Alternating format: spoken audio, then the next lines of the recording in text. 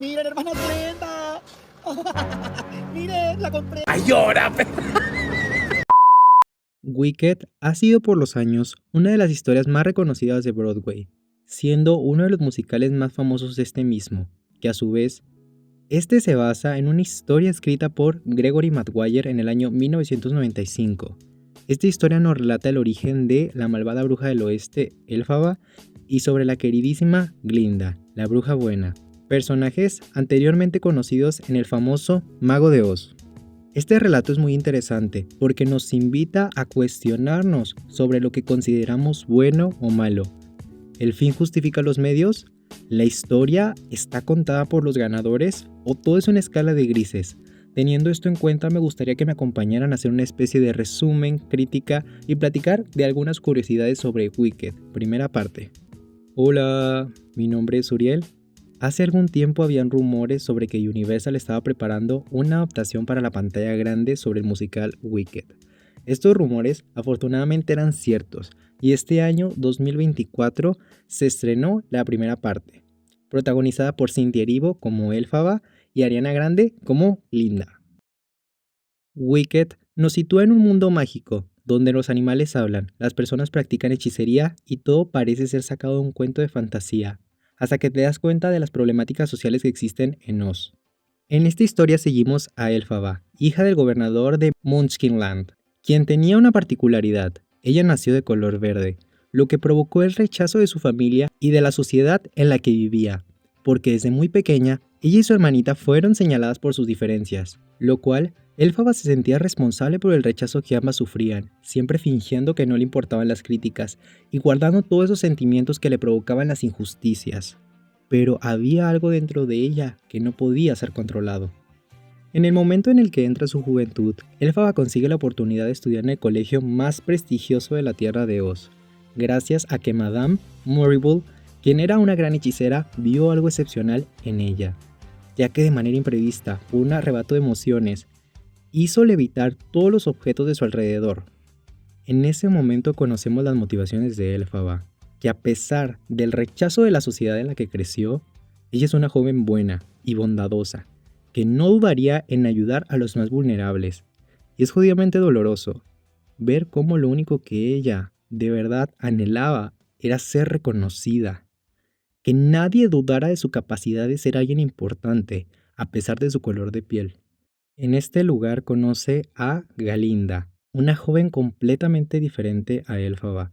Es interesante el contraste de realidades que viven. Galinda es este típico personaje mean girl, popular y narcisista, que va por la vida con la carta de buena persona y empática.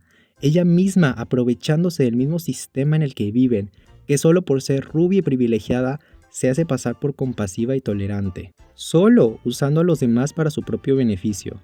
Es curioso cómo este dúo se convierten en mejores amigas, porque aunque Galinda tuviera actitudes negativas, te das cuenta a lo largo de la película cómo se explora su personaje. Que las personas no somos como tal buenos o malos. A veces simplemente el privilegio nos nubla la visión sobre las realidades de otras personas. El punto de quiebre del personaje fue la escena del baile. Podemos observar cómo Galinda, de forma malintencionada, le obsequia un sombrero negro de punta, que aparentemente era ridículo, e incentivando a Elphaba a asistir a un club donde toda la escuela asistía por las noches. Obviamente Elphaba queda en ridículo en medio de la pista. Sus movimientos extrañaban a todos a su alrededor. Y Galinda se sentía culpable, porque una escena antes, Elphaba le consiguió la oportunidad de estudiar junto a ella con Madame Morrible. Aun cuando esta misma sabía que Galinda no tenía la capacidad para hacer hechicería. Este es el punto donde se da cuenta que Elphaba no era engreída, que era una persona que toda su vida tuvo que fingir, que no le importaban las opiniones de los demás, que desde siempre fue señalada, y ella cargaba con la culpa de ser diferente. Y aquí mismo, a pesar de las miradas de desdén y confusión, Galinda y Elphaba bailan juntas, consolidando su amistad. Para bien o para mal, en el momento que ambas se convirtieron en mejores amigas, gracias a que Galinda era la más popular de la universidad, las personas dejaron de señalar y burlarse de Elphaba, y al menos hizo más llevadera su estancia. Algo que me pareció muy interesante es que muchos de los estudiantes, a pesar de ser diversos en muchos aspectos, ninguno cuestiona las problemáticas que pasan en su mundo. Me da la impresión que simplemente se dejan llevar por las apariencias y dejan de lado a quienes son marginados y ridiculizados, porque como no les afectan directamente, no les interesa. Por ejemplo, toda la situación del doctor Dillamont. Desde el inicio de la historia se nos plantea que hay animales antropomorfos, es decir, que pueden hablar, incluso tienen profesiones e interactúan de manera pacífica con los humanos.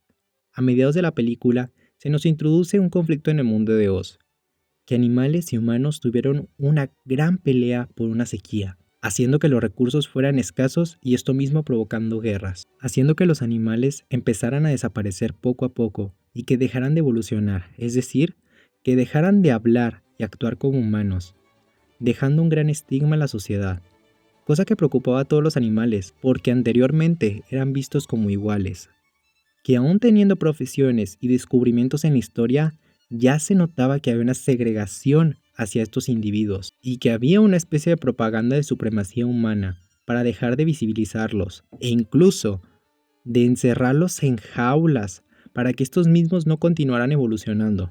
Este es el punto que quiero destacar sobre los estudiantes, ya que hay una escena en particular donde entran al salón de clases los oficiales de Oz para llevarse a la fuerza al doctor Dillamont, ya que es una cabra, solo por considerar a los animales como seres inferiores, que no deberían ser vistos ni escuchados. El simple hecho de que no cuestionan y no se pronuncian al respecto de la injusticia que están observando me parece muy extraño.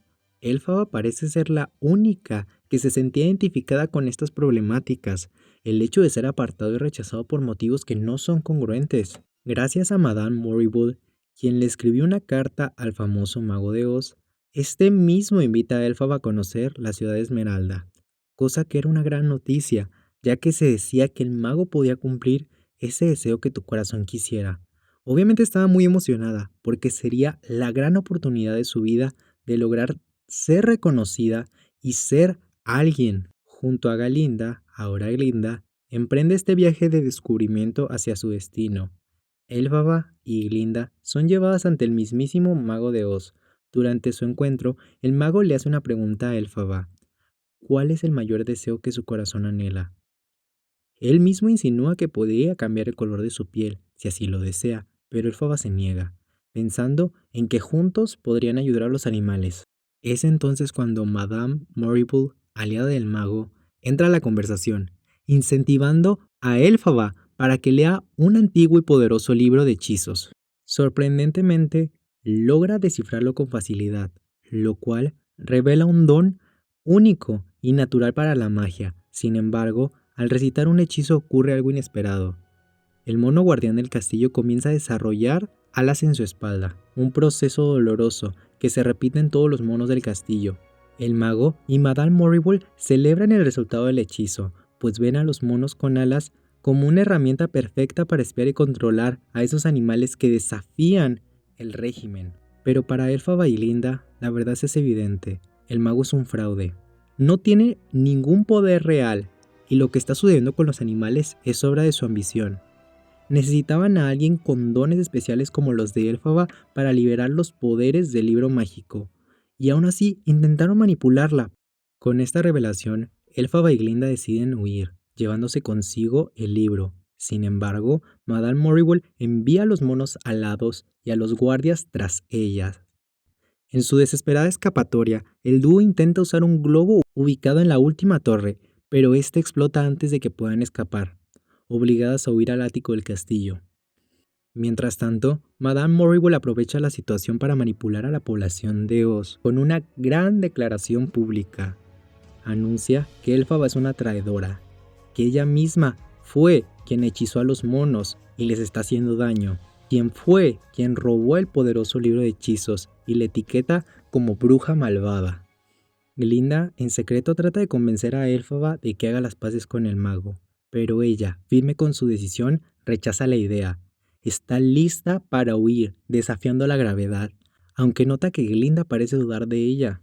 El momento crítico llega cuando los guardias irrumpen el lugar. Glinda es capturada, pero Elphaba logra escapar. Se lanza al vacío desde una ventana y en caída tiene una visión de la niña que algún día fue, inocente y esperanzada, extiende la mano hacia su reflejo, pero en ese instante recupera su fuerza, toma la escoba y se levanta majestuosamente hacia el cielo. A medida que asciende, sus poderes desatan una oleada de energía pura. Desde las alturas, por primera vez, Elphaba se siente con la libertad de ser ella misma. Declara con determinación: Ningún mago, ni nadie nos podrá detenerme. Desde abajo, Glinda la observa con tristeza, porque aunque todos merecemos la oportunidad de volar, sigue preguntándose qué será de su amiga, la que ahora llaman la malvada bruja del oeste. La historia de Wicked va más allá de la magia y la fantasía. Es una poderosa crítica hacia los sistemas autoritarios y el manejo del poder. En el mundo de Oz, el mismo mago construyó su autoridad sobre mentiras y manipulaciones, utilizando como carnada a quienes son diferentes y no encajan en los estándares impuestos. Elphaba, con su color de piel verde y sus habilidades mágicas excepcionales, se convirtieron en un blanco perfecto, a pesar que su deseo era ayudar a los más vulnerables, como los animales, que están siendo desalojados de su voz y su lugar en la sociedad. El régimen la retrató como la amenaza. El mago, incapaz de ejercer magia real, necesita construir su imagen de poder a través del miedo y la propaganda. En lugar de enfrentar las verdaderas problemáticas sociales, decide culpar a grupos marginados, convirtiendo a Elphaba en un símbolo de odio. Esta narrativa refleja cómo los gobiernos autoritarios desvían la atención de sus propias carencias, culpando a minorías o sectores vulnerables. Generan desinformación, miedo y fomentan prejuicios para justificar su control y seguir perpetuando la desigualdad. Pero esta historia también es de resistencia. Elphaba, a pesar de ser rechazada y perseguida, abrazaba su identidad y desafiaba el sistema. Su decisión de enfrentarse al mago y luchar por los que no tienen voz resuena con quienes en la vida real alzan la suya contra la opresión y las injusticias.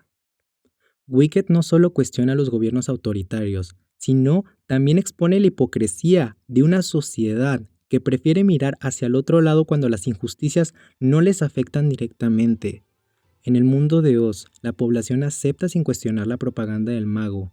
Mientras algunos animales pierden sus derechos y otros son perseguidos, los habitantes de Oz eligen la comodidad de sus privilegios y celebran la caída de aquellos quienes desafían el sistema. El papel de Glinda también es clave. Aunque no comparte los métodos del mago, prefiere no confrontarlo, porque su posición social depende de mantener su estatus. Su silencio ante las injusticias, como el sufrimiento de los animales o la persecución de Elphaba, refleja cómo muchas personas eligen la conveniencia por encima de la verdad. La sociedad de Oz, como muchas en la vida real, prefieren castigar al enemigo en común, en lugar de reconocer que el verdadero mal está en sus propias creencias. Este relato nos invita a reflexionar qué hacer ante las injusticias. Wicked nos recuerda que el verdadero mal no nace en las personas, sino en los sistemas que perpetúan la discriminación, la desigualdad y el odio, y quienes prefieren quedarse callados ante ello.